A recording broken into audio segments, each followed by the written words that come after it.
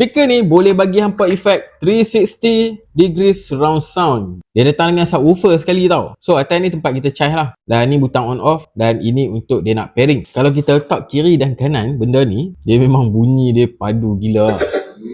Okay, so bila hampa dah buka macam ni, hampa kena connect dulu dengan yang sebelah lagi, nampak? Dan kalau hampa letak dua-dua, kiri dan kanan, hampa tengok movie, left dengan right channel dia memang akan pisah terus. Okay, aku play 8D audio, yang mana 8D audio ni dia akan switch channel kiri dan kanan, kiri dan kanan. So kita boleh dengar lagu daripada sini dan sini, sini dan sini. Oh, dia memang power babe. Dan kita akan fully utilize dua speaker ni, jom kita test.